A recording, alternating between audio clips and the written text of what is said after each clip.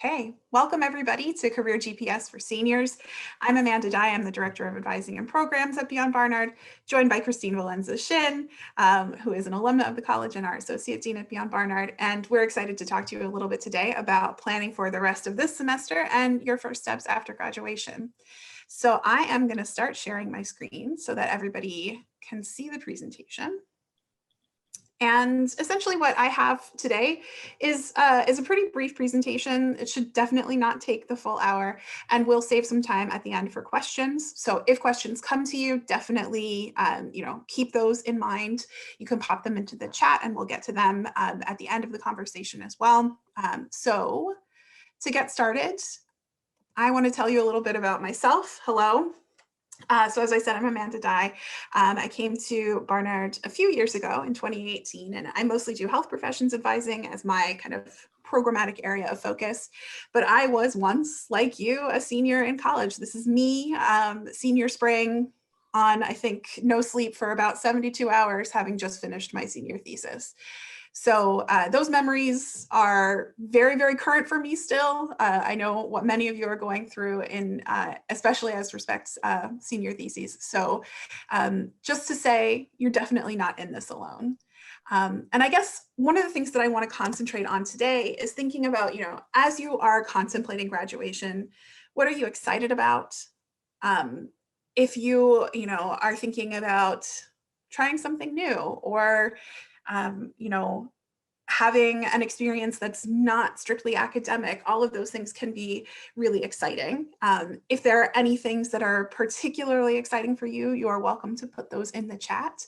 I think that it really helps us to consider, the positives of big changes like graduation. And at the same time, I'd love to consider a little bit about what makes you nervous. Big changes are exciting and a little bit anxiety producing, particularly in times of great global uncertainty. So we're here to talk about those things as well. And again, you're welcome to share some of those questions as we go along through the presentation.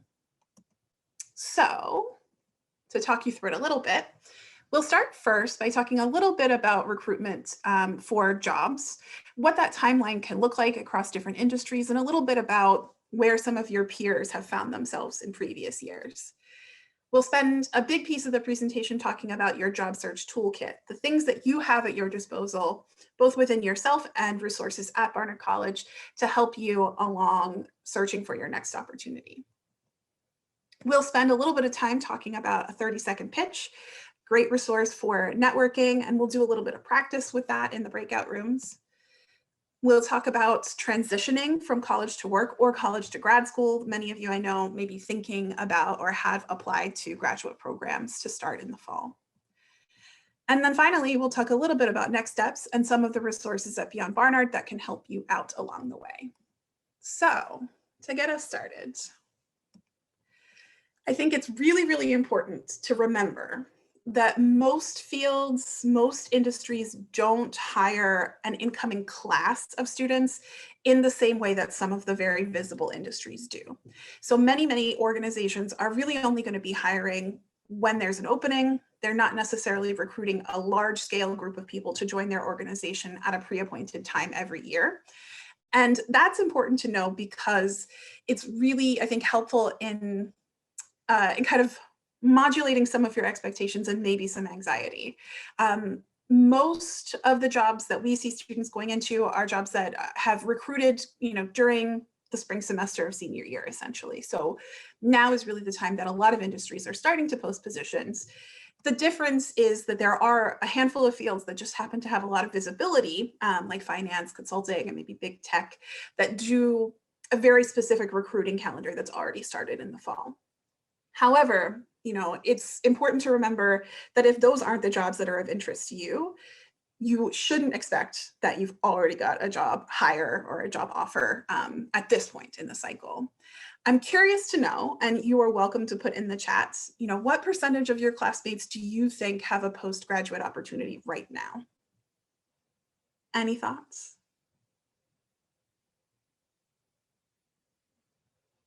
Let's see. 10%, 2%, 25%, 30%.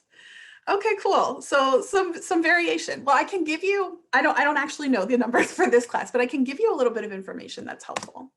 So the graph here on this page is the industry outcomes for the class of 2020. So this is reporting as of 6 months after graduation.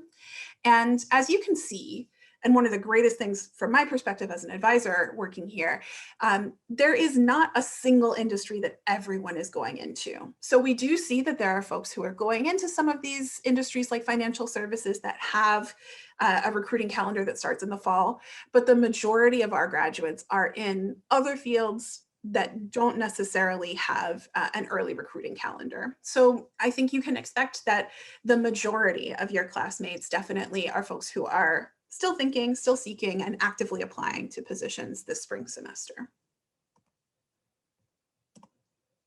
I think that, one of the things that causes a little bit of extra anxiety is, of course, graduating into a pandemic. It has been a really, really strange year for everyone, of course, on every level. And I think that for job seekers during times like this, it's really important to remember to be flexible. It's good to think about remote opportunities that you could pursue. There's certainly the possibility that remote opportunities may not have a specific end date. Many companies may be thinking about kind of migrating a little bit more toward a remote or virtual workspace in the longer term. And that's not necessarily a bad thing, right? It means that potentially you can geographically broaden your job search so that you're not necessarily only looking in one city or one region. Short-term opportunities are also something that I think it's important to pay attention to. Even if it's a kind of time-limited position, you can gain a lot of insight and skills in a sort of contract-based position that can be really helpful in your next steps. And so I wouldn't discount those kinds of opportunities either. I think it's important to have a balance between being strategic and wide-ranging in your search. So definitely looking broadly in terms of geography, but also thinking really broadly about the skills you have and the industries in which those might be applied. And we'll talk a little bit about, sort of ways to start that search a bit later in the presentation.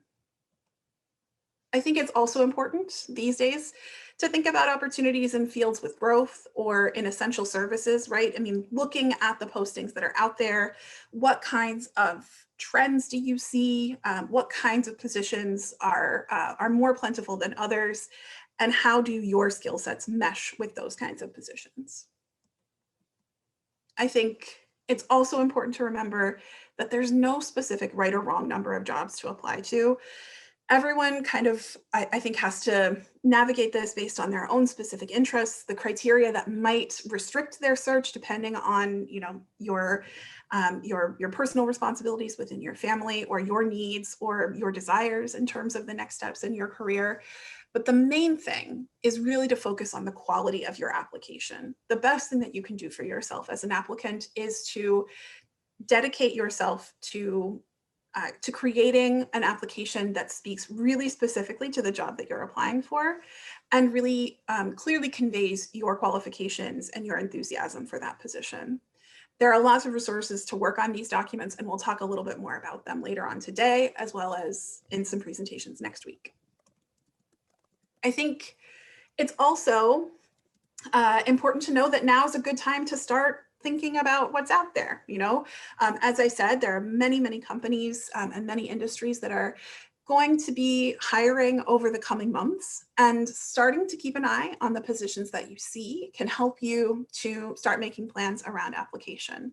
Again, this is really going to vary depending on you and your criteria and your needs, but it's great to start keeping an eye on jobs this semester and be submitting your applications as graduation approaches.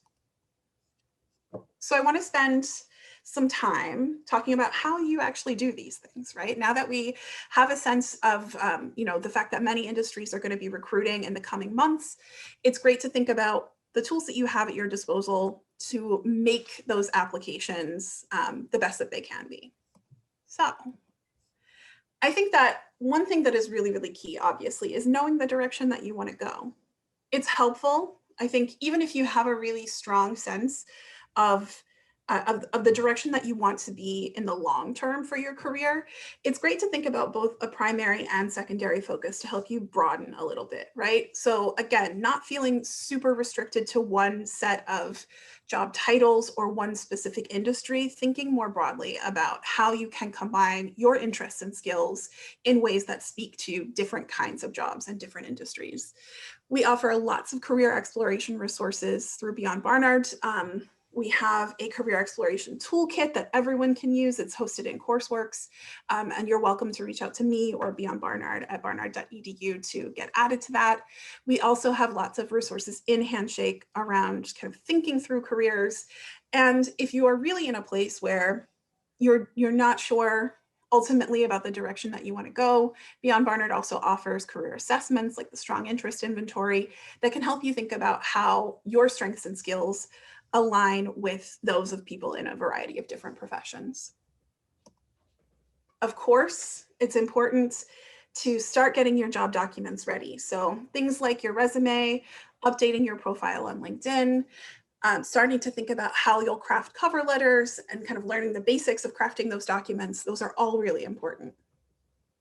At Beyond Barnard, we advocate for using what we call a master resume method. So having one superset resume that's longer than the actual resume that you're going to submit to any one job that includes everything that might be relevant.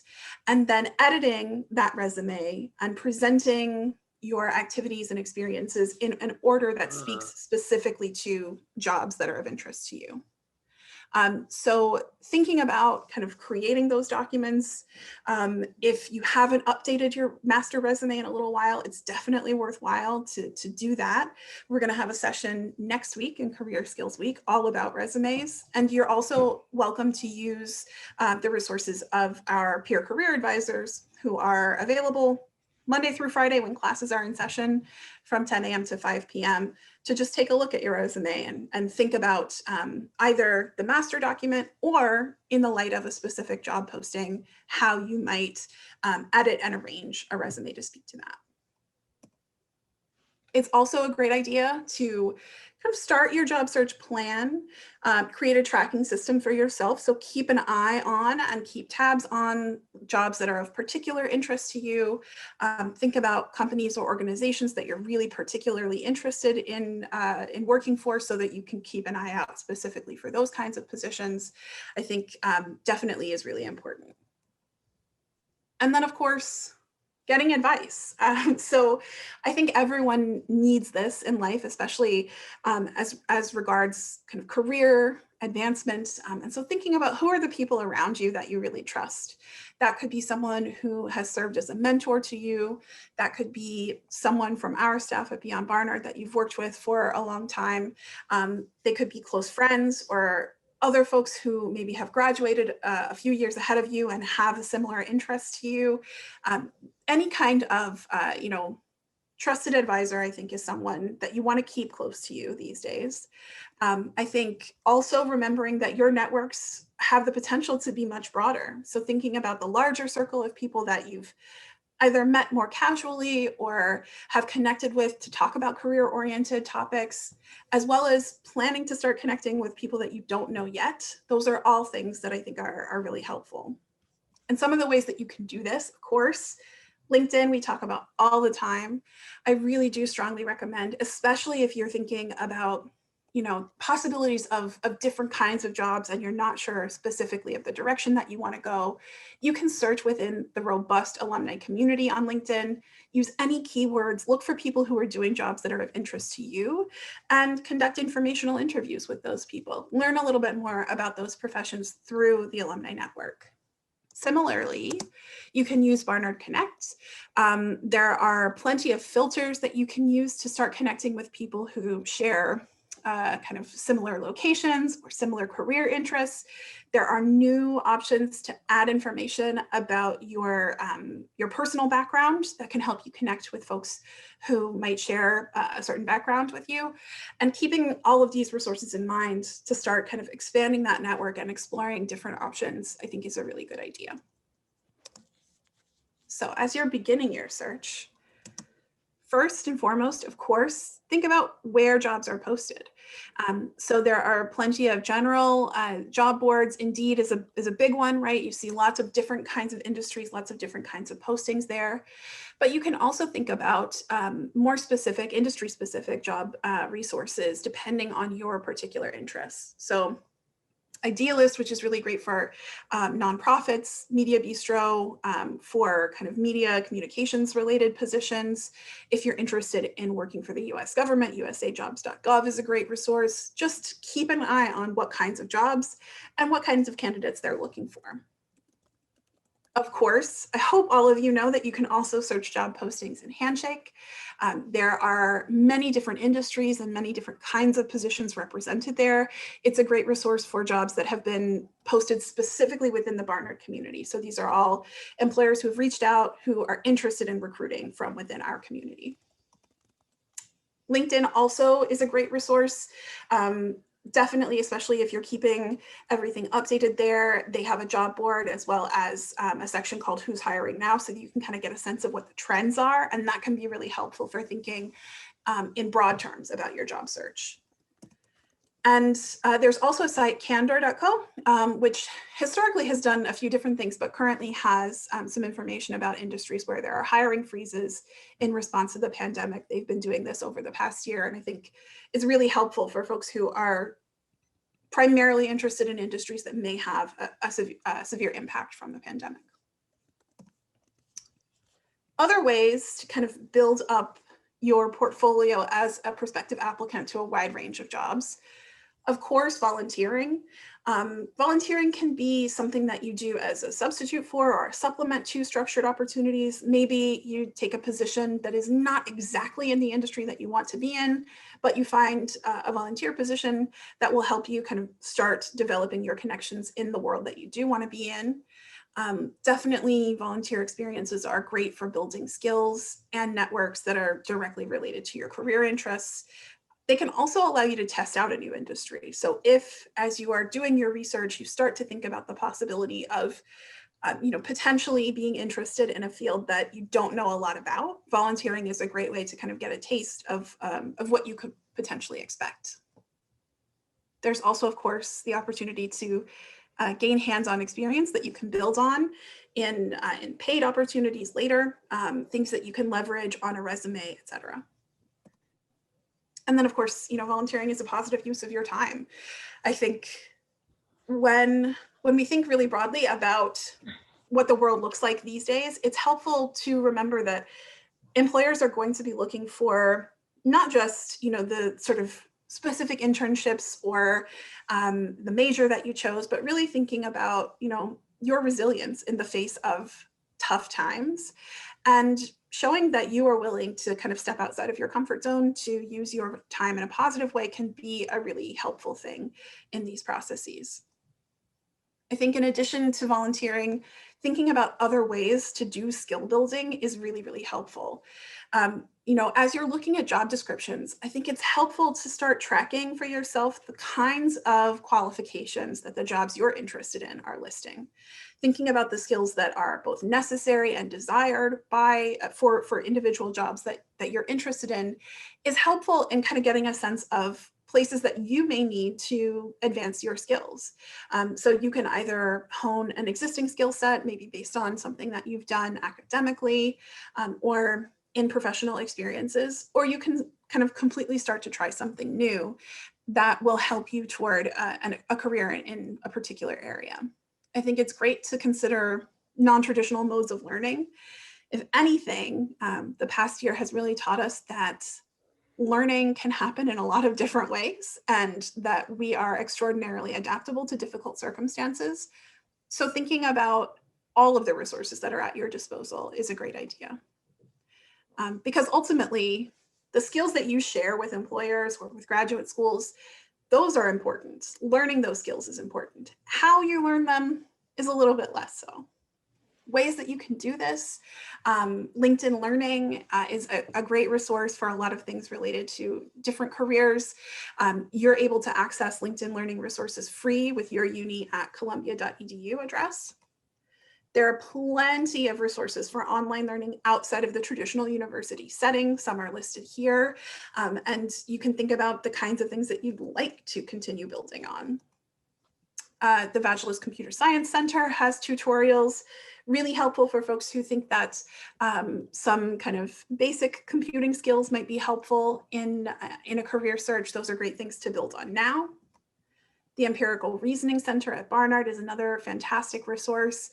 There are really advanced trainings, well, they're kind of beginner through advanced trainings on things like Excel that can be super helpful for a lot of different industries. And of course, the way that everybody learns everything from like cooking to makeup to, I don't know, fixing radiators, YouTube. There are plenty of really great tutorials out there and other resources. Beyond Barnard has a YouTube channel where we post a lot of events like this, but also more specific industry-focused events, things like our Career Skills Week. So it's another place that you can look for assistance with a wide range of things. And then, of course, as you get further into the search, things to keep in mind are, of course, beyond the job documents, you'll want to think about interview strategy and practice. Everyone should know that we've got a lot of resources in Handshake around interviewing, both in person and virtually. We offer mock interviews for jobs, graduate school, all sorts of things at Beyond Barnard. And next week in Career Skills Week, it'll be Friday afternoon at 1 p.m. We'll offer a special session on interviewing, and I'll be hosting that one as well. Finally, additional preparation, especially as you get farther into an application process, thinking about salary research, starting to think about negotiation within a job offer setting. There are some resources here that can be really helpful in terms of setting your expectations for salaries and strategies for negotiation within that context. Okay, so the next thing that I want to talk about is a piece of kind of overall networking, starting to connect with people who are in industries that might be of interest to you, the 30-second pitch. So I think there are a couple of ways that you can potentially approach this kind of a pitch, and this may be useful in a lot of different settings, you know, in a more casual networking setting, or something like our opportunities fair. So there's going to be a second opportunities fair this semester.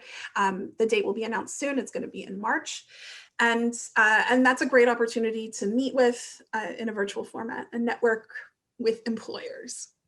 So a couple of different approaches are, one, a really general pitch, kind of giving a basic sense of who you are and the kinds of opportunities that you're interested in. And one of the things that you notice here is that this kind of a pitch, the script on the screen, which I think it tries to communicate the person's primary focus as well as their openness to a secondary focus. So being really clear about your primary drivers, but your interests as well, your kind of broader interests. I think that this kind of pitch is really helpful, maybe in a situation where you happen to be meeting with someone from a company that maybe you don't know as well, or it's sort of a conversation that you haven't been quite as prepared for. A more targeted pitch can be used when you are talking to someone from an organization that you've researched a lot, you have kind of specific questions about a particular opportunity, and this is an opportunity to be kind of specific about what it is that you're interested in and get more information about a position that that could be of interest to you. I think it leaves open the possibility that you are open to lots of similar kinds of roles, but can help you kind of elicit something specific about a particular job. I think that when we're talking about 30-second pitches, the most important thing to remember is that you want to have a balance in whatever it is that you say between your focus and your willingness to be flexible. So it's not an introduction and then I'll do anything. It's also not, I'm very narrowly focused on this particular job opportunity and that's it. So it's helpful, I think, if you really do think about kind of that primary and secondary focus, if you think about how transferable your skills are and the kinds of opportunities that you might be open to more broadly. So I'd like to give you all a little bit of a chance to practice with this. So what I'm going to do in just a second is open up some breakout rooms. I'll assign you randomly and basically give you about 5 minutes to go around the circle and just practice a little bit, to learn a bit about what it is that your fellow soon-to-be graduates are interested in, as well as to think about your your skills in being able to present yourself to an outside person. Okay. All right, I think everybody should be back with us at this point. So I'm going to pop back into the presentation just for a few more slides. So I hope you all had a good conversation, and I'd like to spend a little bit of time thinking about really basic things when it comes to transitioning to your next opportunity. I think that it's an exciting time, but as we said at the beginning, can be a little bit of a scary time. I think it's helpful for each of us really to reflect on the kinds of changes that you anticipate, things that might be positive and things that might be not so positive as you are considering both the college to work and the college to graduate school transition. I think that these are, they're important moments, they're important transitions. And as as I go through the next couple of slides, I really do invite you, think about the things that you are anticipating, both positive and a little bit less positive. And you're welcome to kind of bring those up in the question and answer periods to talk a little bit more in specific. I think that managing transitions is a lot about learning the resources that you have in whatever position you're in. So thinking about, if it's an employment situation, are there groups or resources that you can join within your new organization to help both learn the organization, to meet people, make connections? If it's graduate school, are there organizations that you can join? Is there a structure within your department to kind of get mentorship from upper level or earlier class students? I think it's really, really important fundamentally not to expect yourself to know everything at once. Work or graduate school, either way, it's going to be very different from college. I think oftentimes we're very willing to accept that about the world of work. Sometimes we're a little bit less sure of how different graduate school is going to be, but it definitely is a really different experience. And I don't think that it's necessary that you worry about that, right? Like it's not a bad thing. It's just a new environment to get used to. If you're in an employment situation, think about, what is your probation period? What are the kinds of expectations that your supervisor has of you during that time, either that you learn or become proficient in? I think it's extremely important to develop strong communication with your supervisor, whether you're in a work environment or your advisor in a scholarly environment. Having that connection to somebody who can really guide you through whatever your new opportunity is extremely, extremely important. Aside from your supervisor, looking for your allies and mentors in whatever position you're in is key. I was actually, sort of messing around yesterday and saw a tweet from somebody, an academic who was giving advice to folks who are coming into grad school and said, you have to find your people. Nobody graduates alone. And I think that that's absolutely true from the grad school perspective, but it's true in a less literal sense from the employment perspective, right? Nobody advances in their career alone. And making those connections, finding those people who are going to support you, who you in turn can support, those are really, really important connections to be making even early on. Taking note of the spaces and places that are available for your professional development. Does your workplace sponsor you to attend conferences or trainings that are going to help you to advance? If you're a graduate student, what kinds of funding opportunities are there to either travel to or present at conferences? Those kinds of things are really, really key for kind of, starting to develop as a professional at that level. And of course, building that professional network. So thinking about the folks who are in the industry, maybe that you have a connection with through Barnard or through other means. If you're in academia, thinking about the people whose scholarship is really important to your work. All of those kinds of folks can really contribute overall to your network and your ability to advance. So I'll talk a little bit about some next steps and resources that you can take advantage of, and then we'll open it up for questions.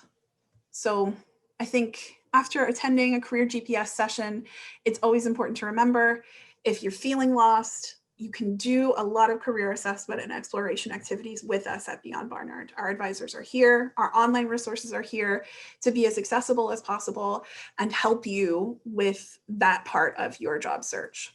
Of course, we have tons and tons of resources for documents like resumes, CVs, and cover letters.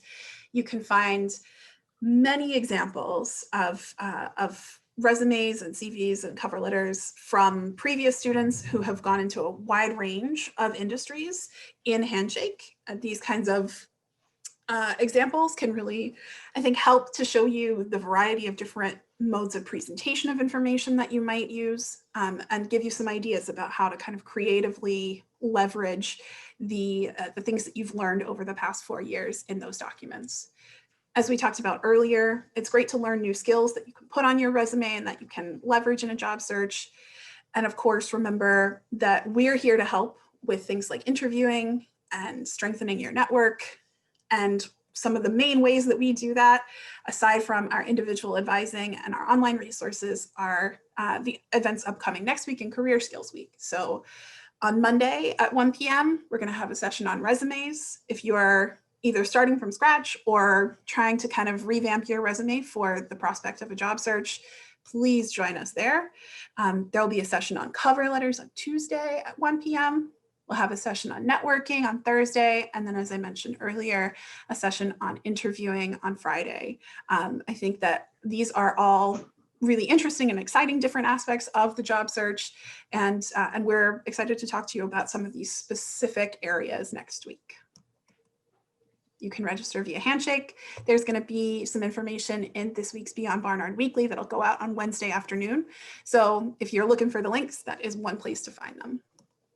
And just as a reminder, Beyond Barnard is here. We have 3 separate teams that work with students, employers, lots of different stakeholders to help out with all aspects of your pursuit of success in your chosen career fields. So with that said, I will stop sharing, open up for questions. If anybody has any, you can use the chat or open up your microphone.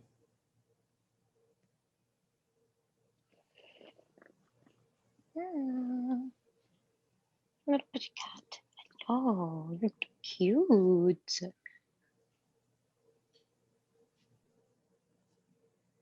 Any questions? Yeah, thanks, Christine, for the reminder. We will send around the slides and a link to the recording shortly, so you'll have access to those as well.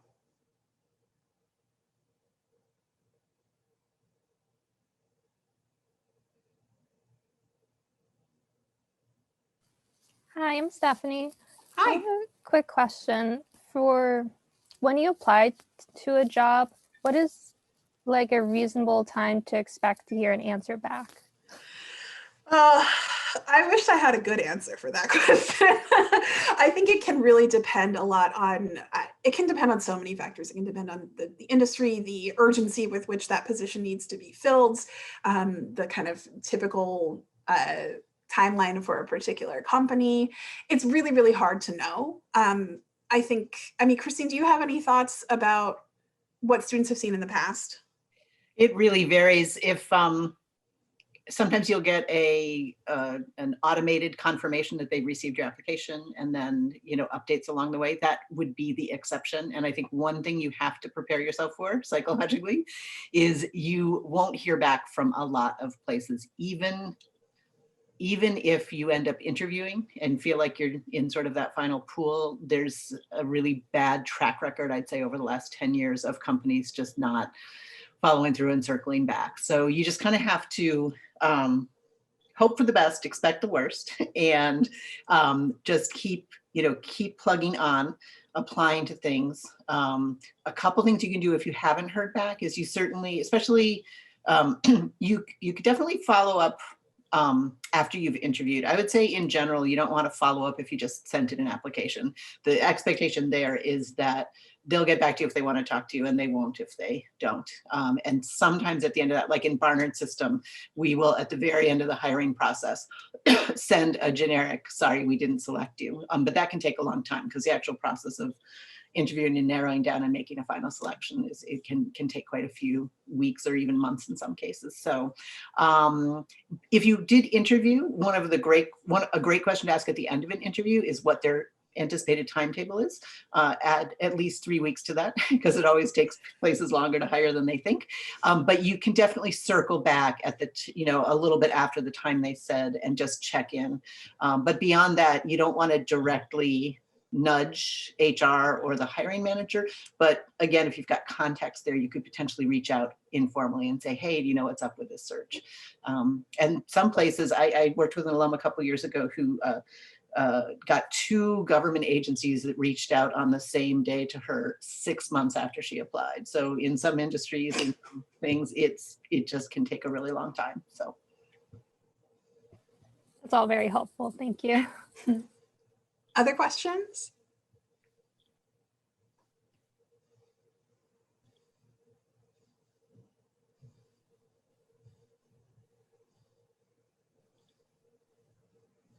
I wanted to add one little thing that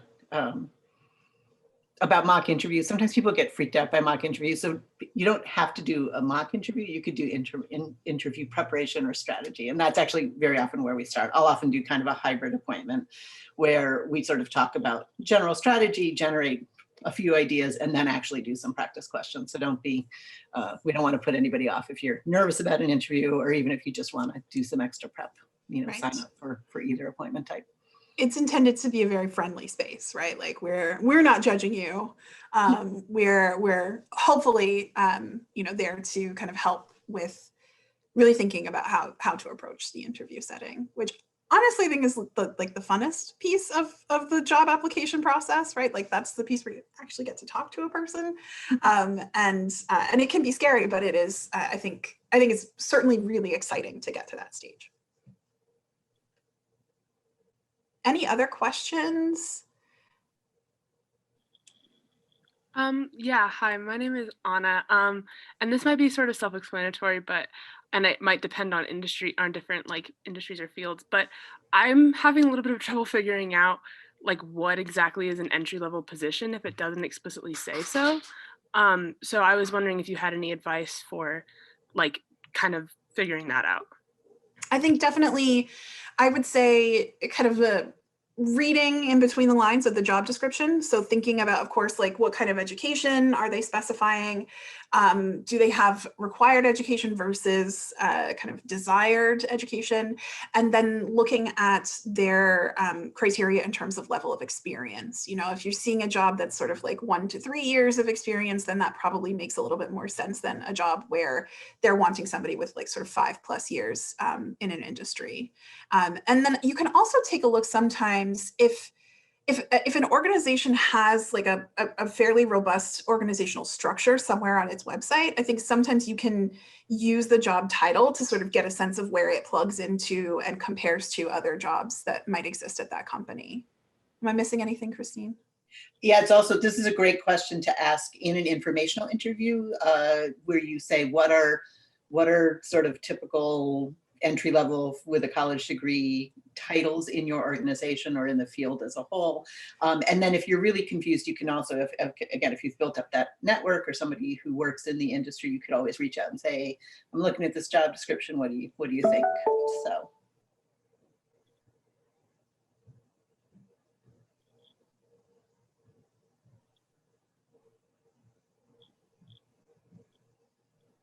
Any other questions? Hi, I'm Olivia. Kind of along those lines, I was wondering if you had any tips for applying to jobs that you aren't, where you don't meet all of the requirements in the job listing, or might be a little underqualified for, and yeah, like specifically with job experience coming right out of undergrad. I think that a lot of times people, particularly people who are socialized as women, get sort of talked themselves out of applying for positions that they don't feel they meet the criteria for in extreme explicit terms. I think that if a position is of interest to you, the initial outlay of effort is crafting your resume or editing your resume and writing a cover letter, and it's worth it to do that. I think that it's really important to think about the kinds of experiences that you have that may not be full-time professional experiences that you could leverage in, with respect to what the job is asking for. So thinking about internships, volunteer experiences, other kinds of commitments you've had, either, during or since college that could kind of speak to what this position is looking for is a really good strategy to get into, because, I think it's really hard to tell from a job description exactly how literal the review of applications is going to be. I think partly that's going to depend on something that nobody knows when the job description is written, which is who's going to apply for this job, right? So when an employer is looking at a pool of applicants, they may actually make decisions that are a little bit different than their initial expectations based on who's there, right? And so I think if you can, kind of especially communicate the transferable skills that you've gained from experiences that might not be directly related to that industry, it can be really persuasive and helpful. And I say this speaking from the perspective of somebody who's running a job hire right now, and looking at lots of different resumes and starting to think, kind of across the board critically, what are the kinds of skills that that someone who's in this position is likely to need for success. Christine, you have anything you want to add?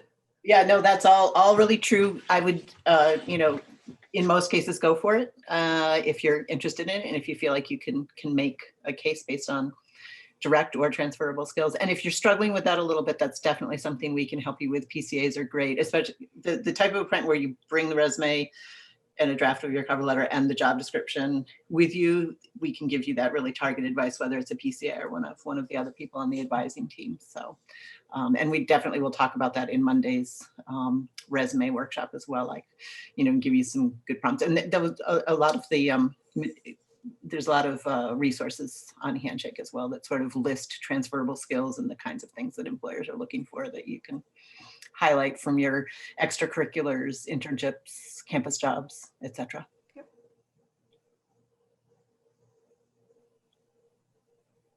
We have a few minutes left. Any other questions for us?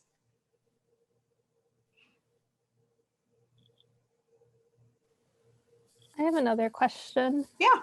I have seen job postings where the timeline is they were posted 10 days ago, 30 days ago, 2 months ago. Is there like a cutoff for how old the job we should be applying for?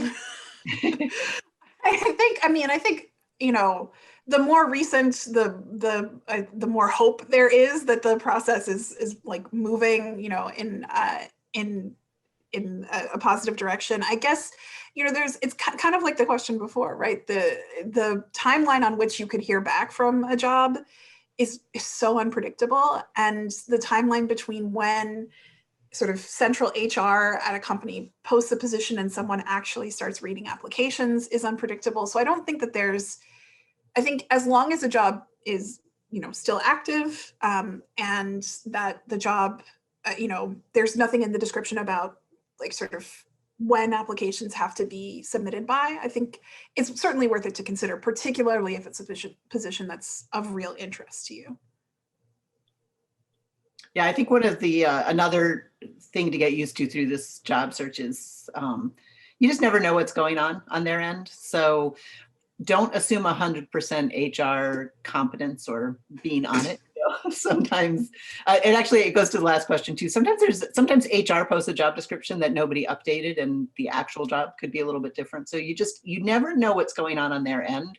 So it generally doesn't hurt to, as Amanda's saying, take the time to make contact and see.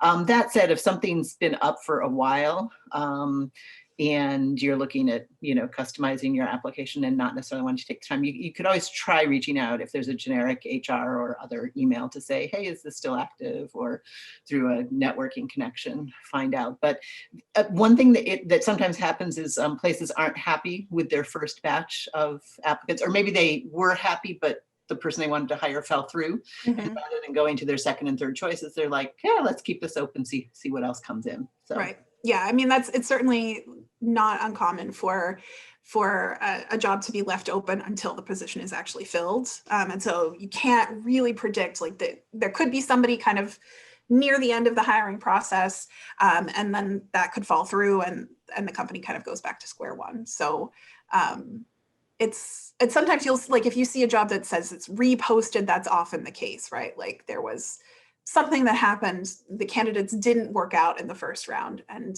so there's a second search.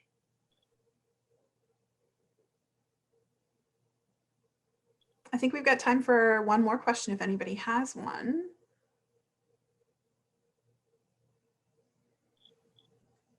Okay.